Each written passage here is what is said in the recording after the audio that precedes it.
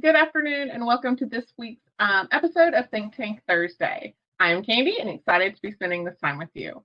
Before I get started, I have to give a shout out to our 2022 Think Tank sponsors. We have Embed, Simnox, Party Center Software, Redemption Plus, and Betson. We are so grateful for their support, which allows us to bring this to you guys each week. On Thursdays, everyone should know by now that Trainertainment likes to take a little bit of time away from all of the doing, and there's so much to be done all the time. And since a little bit of time thinking, getting to know each other, thinking of business strategies and all of that. And we are going to do that with a great guest today. This week we have Alyse Sklover, and many of you may remember her from the days of IAPA, but she has transitioned to a new role, and we're here to learn all about it. So, hi, welcome. Hello, Candy. Thanks for having me. Great. You're welcome. Thanks for taking the time. I know I've been chasing you for a couple of months, but we finally got it together, and you're here now, and that's what matters. So, before we jump into your background, you are now with Escapeology. So for those who may be unfamiliar, tell everyone what Escapeology is. Yeah, so Escapeology is a live escape game experience. We have over 60 locations internationally. We have we're opening our 7th corporate owned, and the remainder are franchise locations. Our corporate locations are in Fort Lauderdale, Florida, Destin, Florida, Orlando, Florida, Myrtle Beach, 2 in Las Vegas, and we have 1 opening up in Pigeon Forge, Tennessee, actually next week. So we have licensed experiences with Scooby-Doo, Star Trek, Agatha Christie, and we have Batman coming soon. And then we have about 10 plus games that we've created ourselves as well. So it's a premier escape game experience for people who've never done it before, all the way to experienced escapers. So it's definitely a great opportunity, and we love it, and we're growing all the time. So I realized that your license titles had grown so much. I remember when Scooby-Doo was coming in. I think that was one of the first ones. Yeah, I'm really excited too. Batman, I'm really excited about Batman. Of course, all of them are very cool, but the Batman one seems to be really shaping up to be great, and hopefully we'll have one of those installed early next year. So fun. So tell us a little bit about your background. What brought you to Escapeology? I mentioned earlier that you come from IAPA, but I think even before that you were in events, which still lines up nicely. And so what brought you to Escapeology, and then what role are you serving now with them? Yeah, of course. So at IAPA, I represented the Family Entertainment Center division, and I got to know a lot of characters, including hopefully some of you watching this, and the entire Trainertainment team. Prior to that, I worked in marketing and events. Primarily, I was at Kennedy Space Center right before IAPA, and there I did marketing events, and I did grand openings and education programs and incentives. And while I was there, I was in charge of any sort of add-on that was either an extra charge or included in your gate ticket. That was an enhancement. So summer programs or holiday programs or grand openings of new attractions. And I handled anything that would incentivize people to visit beyond the permanent attractions. So marketing's always been like my core passion, and events was kind of just a natural way to go with my personality and my ability to kind of lasso things together. And while I was at IAPA, my husband got a fantastic opportunity to work with a professional hockey team in Savannah, Georgia. So we were going to be moving up here. And when not being able to go remote with IAPA came up, I started kind of opening my eyes and looking around at some opportunity. And I had a discussion with Escapeology, and with them growing, they had an opportunity for me to come in as the director of marketing for them. So I'm handling brand and marketing and communications for them. And we really really reworking our strategy and overhauling it to make it easier for franchises to maximize marketing, for us as a corporate owned operator to expand, and to really make sure that our message is getting out there, because escape rooms are so hard to somebody who's never been to one to understand, and the broad range of what an escape room is already kind of something that can be missed, because they go from immersive scary experiences to kind of more pop up, minor type things. So making sure that that branding and messaging is given the attention it needs to grow. So I ended up here just through knowing them through IAPA and there being an opportunity. So it was just a good timing for me. Awesome. Yeah, Escapeology is definitely growing. We love Lloyd and talking to him about the things that are coming through. And we have done it for our team building. They, have some in the Dallas-Fort Worth area. And so we have gone and done that. Those are franchise locations in Victory Park, but it's been fun.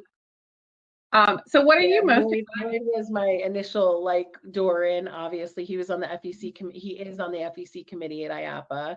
And Lloyd was actually one of the first members I kind of clicked with at IAPA and maintained in touch with. And when I started sharing with everyone, you and Beth and everybody around the industry about me leaving IAPA, Lloyd was kind of like, So that was kind of where it started stewing up.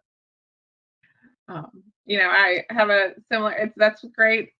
That's what I love about this industry, is that it is so easy to transition from one role to a next sometimes, because of the connections that we make and how great we are at networking.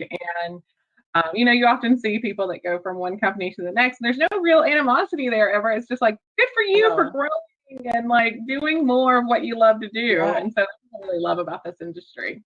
It's so funny. I when I came up to Savannah, I actually met somebody before I had signed on with Escapeology that offered me a really great opportunity up here. And I was like, I just don't want to leave the industry. And I'm so excited. I'm gonna help with judging for the Brass Ring Award. And we have a booth. Escapeology is gonna have a booth at Expo, and I'm so happy to be able to still be a part of it. And a few of the people from my old team at IAPA sent me a message when I registered my Escapeology member account on IAPA's website. They emailed me and they're like, "Look at you!" And I said, "You have to be nice to me now. I'm a member." So I'm excited to still be a part of it. And you're right, the good vibes all around is definitely one of my favorite parts of this industry. So with that transition, what are you most excited about getting back to this type of marketing in this role? Yeah, I mean, I'm massively excited. I missed being an operator. It was so funny. I would find myself on some of the committee calls where, as a liaison, my main goal there was to just facilitate what it was they were trying to do and deliver, what the members and the constituency as a whole needed. But there was this little void in me sometimes where I just missed being able to really be that active participant in being on the ground, strategizing, ideating, executing. And Escapeology is at such a really cool point right now because they're growing. And I think they grew as big as they could with the team that they had. And I get to kind of come in and help to own what's mine and help them to continue this path and refine the brand and all kinds of fun things, different, maximizing our licensed partnerships, because that's, anyone in the industry that does any licensing knows can be very challenging to work with other people's IP. So me being able to put some energy towards really getting as much out of these partnerships we have as I can. So I'm really excited about all of it, but that's a big part of it. And just being back on the operator side is exciting. I am so happy for you. Yeah, and you're right. It's a great time with Escapeology. You'll really witness their growth to the next level at this point. Yeah. And so that's super exciting. Yeah, for sure. I had to ask you this next question because from someone who was the liaison with the family entertainment centers, you have talked to so many people about the highs and the lows, and you've celebrated with people, and you've probably cried with people. So if someone came to you and was like, Alyse, I know that you have been really involved. I'm really thinking about getting into the entertainment industry. What piece of advice would you give me? What's the thing that comes to mind for you with all the experience you've had? I think open mind, open heart is, how I think we just have to approach everything. When I joined the IAPA team, I was kind of a bit of an outsider, right? I had experience working in the entertainment industry for years prior to coming to IAPA, but the FEC segment specifically, I didn't really have I didn't have the chops that I think a lot of people expected someone in that role to have. But what I did have is energy and excitement and genuine desire to do as much as I could for the community. So I really think it's really building friendships and relationships in this industry, and creating a network is probably, if I could say, for the FEC world, creating a network is so important. And as the representative for IAPA, I had to be as level of a playing field, as I could be. And it opened my mind to people that I might have, as a regular Joe, I might not have been as open to getting to know some people. I might have been like, oh, I've got my group of 10 people, that's cool. But because I was kind of like forced friendship with everyone, and I didn't have to be nice to everyone. I'm a very genuine person. If I don't really like you, you'll probably know, but I had to give everyone a fair shot, right? And in doing that, I think I built some relationships and friendships, and learned so much. So always be willing to learn, always be willing to take a risk and build that network. I think those are probably the key things when it comes to our industry as a whole. These are great pieces of advice. So back in the marketing saddle, there's all like since you've left, there's a lot of things, and there's all these tools and tips and tricks, and social media is ever changing and emails ever changing. So now that you've been back and you're working with it with Escapeology, what are your go-to marketing tips and tricks that you love to use? It can be a tool that you use, it can be a process. What are some of those that are in your top? So I'm going to start with my tried and true that have Okay. not changed in the time I've been away from it. One is lists. Keep lists all the time. I'm the queen of the post-it note. And to take that even further, I have post-it notes everywhere. And what I do is I take some time for myself, to take all the post-it notes and go through them, at the end of the day, and then I compile a more organized list. It's almost like a therapeutic type thing for me. It's not just I've done virtual things tablets that I can write on and everything, but there's something about writing something down when you think of it and then revisiting it and adding a little more thought to it. So that's one approach. I know that's more of an organizational thing, but with marketing, there's going on. Because I think a lot of times we think we'll put that on our to-do list later, or we'll be like, oh, we'll write that down as soon as I get a second. And then it's gone, and it could be a great idea that you just need a little bit, And so by putting it on a post-it note and keeping those handy, you make sure you never forget a great idea that came popping into your head. Yeah, and I find that just revisiting it, because as an ADD kid, I would write things down and then never forget it again. But my way of revisiting, so that's my tried and true personal organizing type thing. But I would say think backwards is actually my other tried and true approach when it comes to most of my marketing methodology. So oftentimes people will do a project or think about what they want their result to be, but they don't often think backwards. And it's just like when you're proofreading something, you have to read it forwards and backwards to really make sure you catch everything. So if you're say you're rebuilding your website, you can sit there and say oh, I hate this, or I hate that, or I don't want this, or I want that. But at the end of the day, you really need to like put it on a board somewhere and think from the angle of the user experience. So like the customer journey starts from the minute the idea comes into someone's head that they want to do something that night. And if you're not thinking of the customer journey from the second that they think about wanting to do something, all the way to them coming home and becoming your advocate, you're not really doing a holistic job. And so when I think about like a marketing campaign, I think about who am I targeting? How do I want them to feel? Um, what do I want them to do? How do I want it to come back to me? So it's not just, I have a new game coming out. What do I want? Of course you want people to come and spend money at your business. Like that's all of our freaking goal. Like, right? Like that's not a secret to anyone.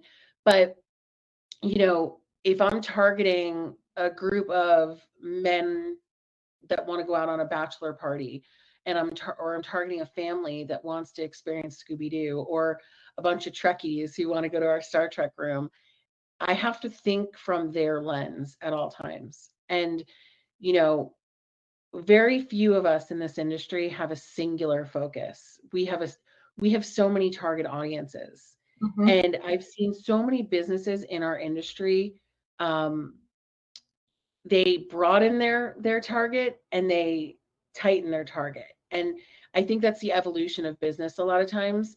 Like, Chuck E. Cheese for so long, and I'm using them just, I got to know them really well when I was at IAPA. For a long time, they expanded their brand, and Chuck E. Cheese tried to appeal to older kids. And then, a couple of years ago, they sat there and they said, forget that. Like, we're targeting 3-year-olds to 8-year-olds. And but what's cool is that still, now that they've narrowed that market, when they sit around a table and decide how they want to make a commercial, they say to themselves, all right, so we want that kid to say, Chuck E. Cheese is where I want to go and where I need to go. They want the parent to say, hey, I wouldn't mind taking my kid to Chuck E. Cheese.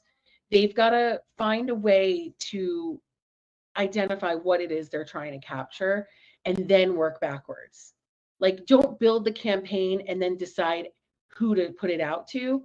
Decide who the campaign needs to appeal to, what you need them to do, and then go back and create it. So, What you're telling me is don't build your campaign around a product or service that you have. Build it around the people who will use said product or service instead. and what you want them to do with it. Mhm. Because, like, for example, like this time of year at Escapeology, I'm thinking a lot about groups. I'm thinking a lot about holiday parties. It's great team building. It's fun. A buyout in one of our venues is not like an irrational type thing. It's not like buying out a theme park. It's something that a company can accomplish for their 7,500 employees. So I'm thinking about groups. Um, and so I'm not going to just build like a holiday party campaign and put it out there without thinking about how do I want them to perceive it? Who's the person from the company who builds it out? I'm targeting HR directors, I'm targeting office managers, and what do they want to see? Do they want to know that everyone's going to have fun? Is it going to be easy to plan? Is it going to fit within the budget that they've been set? I think it's just working backwards for sure. I think that's, we often tell people, and to plan ahead, like 69 is, 30, 60, 90. Unfortunately, I'm sure you have seen it in our industry. Lots of people are like 30 days ahead and they're like, oh, this is what we need to push out and this is how. And when you do it that quick, if you aren't thinking ahead, you're not able to work backwards from what is the activity you want that person to do? What is the action you want them to take? How do you want them to walk away from that campaign feeling about your brand? Yeah, it's all about putting things into buckets. Like when I was at Kennedy, this is actually where I started thinking this way a little bit more definitively. When I was at Kennedy, we were rebuilding our website like as a whole. And I'll never forget coming in because I handled like education events and things of that sort. So they brought me into one of the strategy meetings and I said, well, who are you targeting? Well, we're targeting our potential customers and our customers. And I'm like, but which ones? Because, the section about field trips, like a teacher is going to read this website completely different than the British tourist who's just super fascinated with NASA. Yeah. And, you know, the space nerd looks at it differently than the casual space fan who just has an extra day while they're in Orlando. You know, so you need to say, okay, this is who I'm trying to target. Now, how do I get there? You know, it's like going to an airport and not knowing where you're flying. Like, okay, I know I'm going somewhere. I just don't know where. How do you know what gate to go to? How do you know, what plane to get on, what seat to sit in? So I think it's kind of important to kind of work backwards. Awesome. I think you'll be a great asset to Escapeology. I'm sure they're very proud that you have decided to join their team. So, Yeah, um, I'm excited. everyone who comes to Think Tank gets the same signature question to close out their time with us. And so, are you ready? I'm ready. What do you do on a consistent basis to grow yourself and others? Yeah, I think I think I'm definitely a golden rule person. Um, you know, so it's trying to not only treat others how I would like to be treated, but it's also respecting that not everybody wants or needs what I need and want. So I think blanket saying golden rule has always been like something I grew up with. My mom was always like, you know, was Queen Golden Rule. But I'll never forget, you know, learning that just because when I'm sad, I want somebody to just say, you know, if you need me, I'm here, and then walk away, that some people do want a hug. People do want the hug and cry. I didn't want the hug because it made me cry. You know, I think everybody wants and needs different things. So it's not only treating people how you wish to be treated, but also respecting what they ask of you and treating them that way in return. So to grow myself, I think I'm forever wanting to learn from people and trying to understand from not only my perspective but other people's. Um, and I'm forever trying to help other people to grow into the best they can be in whatever way I can. So connecting with people is probably how I grow myself and I try to grow others, is trying to build connections, whether it's bonding over you know, TV shows, or and I'm looking at you, Candy, on this one, Yep.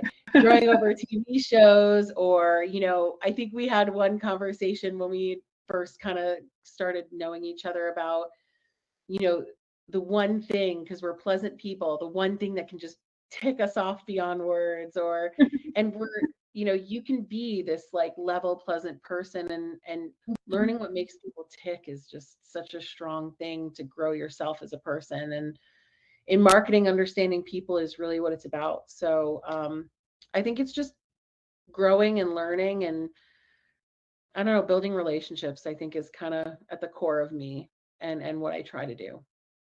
That's a beautiful answer. It's not meant to be, you know, fix my pageant crown. That's not, you know, it's funny when you think about questions like that. I can sit there and say like I read books, and I, you know, when I go for a walk, I, you know, count my steps so that I can clear my mind. I can tell you all these things that I maybe do for a week or I learned on TikTok to try out, but at the end of the day, like, of the thing about me that's completely and utterly unflappable. Like at the core, like if a thought bubble came over my head the day I died as the legacy that's left behind, I really think, you know, growing and building and maintaining relationships and being all about people is and always has been like at the core of who I am. So that's why the question is, what do you do on a consistent basis? Because we all have those things that we'd like to do, Yeah, right? for sure. I So, could Alyse, pretend that I had some cooler answer, but it's really, you know, other than like, you know, walking my dog and giving him kisses as much as I can, I consistently, I would say it's really just relationship building. Authenticity is way better than cool any day. 100%. So all the content stuff has changed. So, if people want to get back in touch with you or find you, where would you like to send them where they can learn more about you or more about Escapeology? Yeah, obviously they're more than welcome to connect with me on LinkedIn. I'm all about that. That's my favorite social media. It's like doesn't have all the drama of all the other ones. And you can always reach me at my email address as well. And it's just Alyse@escapeology.com. And it's ALYSE because my parents had to make it complicated. Well, thank you, Alyse, for your time today. I'm so thankful that you came in to spend it with us, and I'm sure you will get some connections on LinkedIn from this. So thank you to the rest of you for spending this Thursday with us. We will see you in the next episode. Bye. See you soon. Bye, Candy. Bye. Thank you to everyone for spending this time with us. Thank you again to my 2022 digital sponsors. So grateful for their support. If you have an idea for Think Tank Thursday, have any suggestions for guests that we should interview, or you yourself want to be a guest and spend time with me, please reach out. You can email me at candy@trainertainment.net and we'll get you set up for your own episode of this show. Also, be sure to check out our upcoming event. We have our birthday conference coming up in September 27th through the 29th. We would love to see you there. So go to our website, trainertainment.net. You can find all the details there. Thanks, everyone, and we'll see you next time.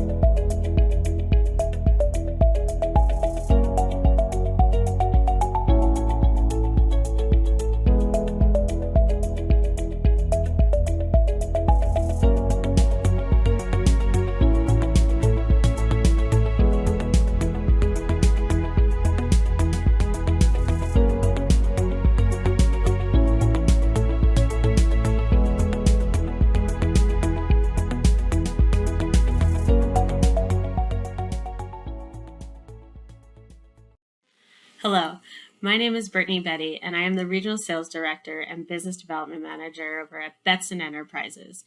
Here at Betson, we are so excited to be a part of Trainertainment this year. For those of you who are unaware of Betson and what we do, we are the leading distributor of coin-operated equipment, and we are a family-owned business that has been around for 85 plus years.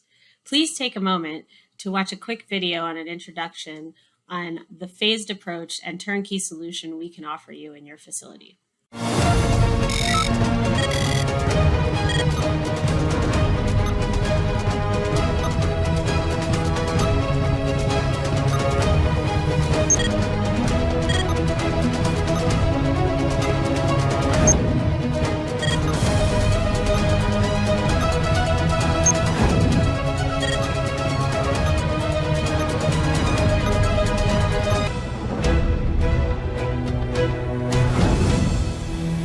Thank you so much for taking the time for watching. And if you have any questions and would like to reach out to me, I can be reached at my email at bbetty, BBETTI, at Betson, BETSON.com. Please feel free to reach out to me with any questions or needs you might have in the family entertainment industry, and I would be happy to assist you. Thank you and have a great day. Are you looking for ways to maximize profits and consolidate systems and processes? Join the Party Center Software and Party Center Pay family. Our suite of solutions makes it easy for you to run your family entertainment center or event business. Our online party booking system makes booking parties and events a breeze. Our point of sale system, digital waivers, and reports will help you simplify steps for your staff and make your guest experience seamless. Our online store allows you to sell products, gift certificates, and other services anytime, even when you're sleeping. But it doesn't end there. All of the solutions mentioned connect with our payment processing platform, Party Center Pay, making it easier than ever to manage your business. Not only can Party Center Pay save you money by cutting out extraneous fees, but Party Center Pay makes it easy to take online deposits or full payments, and we even have a contactless payment option. Paired with our incredible support team and dedicated customer success managers, growing and managing your business has never been easier. Schedule a call with us today to learn more.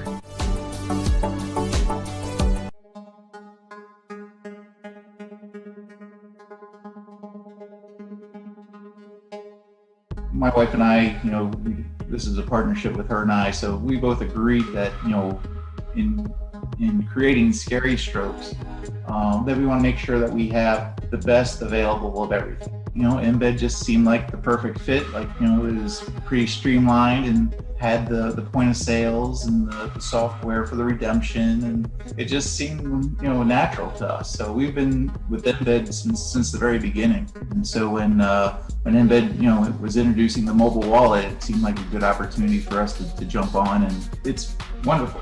I mean, you reload your card from it, you redeem your tickets from it. There's nothing not to like about it. I mean, it's very convenient. It's very clever for sure.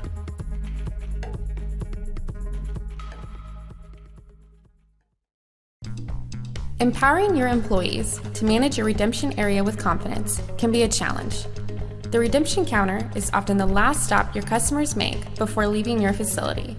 That's why we do everything we can to help your staff make that experience one worth returning for. Our service packages allow you to reap the benefits of expertise and customer support, no matter where your business is in its maturity. The Advanced and Pro service bundles are unmatched by any other redemption provider in the industry. They allow you to get the support you need when you need it.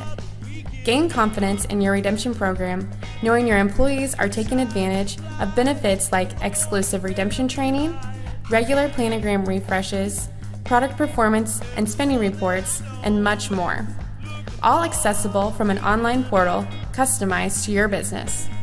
Learn more at services.redemptionplus.com.